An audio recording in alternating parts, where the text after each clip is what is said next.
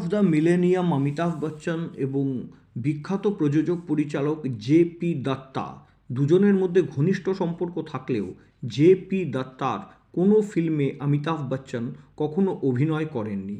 যদিও গুলামির মতন এক দুইটি ফিল্মে জে.পি. দত্তা ঘটনার বর্ণনা বা ন্যারেশন দেওয়ার কাজে অমিতাভ বচ্চনের কণ্ঠস্বর ব্যবহার করেছিলেন, কিন্তু জে.পি. দত্তার কোনো ছবিতেই অমিতাভ বচ্চন অভিনয় করেননি বা শারীরিকভাবে উপস্থিত হননি।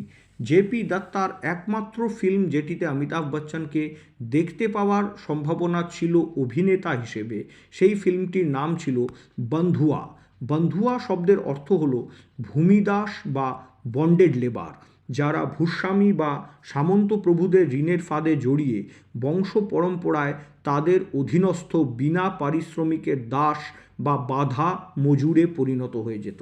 1989 সালে জে.পি. দত্তা অমিতাভ বচ্চনকে নিয়ে শুরু করেছিলেন ফিল্ম বন্ধুয়ার কাজ। রাজস্থানের বন্ধুয়া মজদুর বা বাঁধা মজুরদের সুখ দুঃখ আর জীবন সংগ্রামের উপরে ভিত্তি করে এই ছবির কাহিনী রচিত হয়েছিল। এই মুভিতে দত্তা সাহেবের অত্যন্ত পছন্দের নায়ক ধর্মেন্দ্রও একটি বিশেষ চরিত্রে ছিলেন।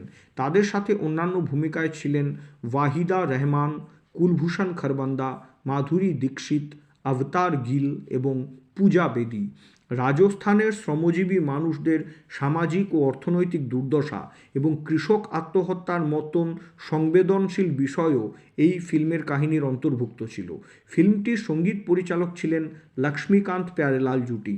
সমস্ত স্টারদের উপস্থিতিতে ফিল্ম বন্ধুয়া বিশাল জাঁকজমক করে মহরত হয়েছিল, কিন্তু এর পরে আচমকাই মাত্র 2 রিলের শুটিং সম্পূর্ণ হওয়ার পরে অজ্ঞাত কারণে এই ফিল্মটির কাজ বন্ধ হয়ে যায়, যা এর পরে আর কখনোই শুরু হয়নি। জে.পি. দত্তা ফিল্ম বন্ধুয়াকেও আর পরবর্তীকালে কখনোই রিভাইভ বা পুনর্জীবিত করার চেষ্টাও করেননি। জে.পি. দত্তা অনেকদিন আগেই প্রয়াত হয়েছেন, তবু আমরা ফিল্মপ্রেমীরা চাইব যে ফিল্ম বন্ধুয়ার চিত্রনাট্য নিয়ে নতুন করে কাজ শুরু হোক।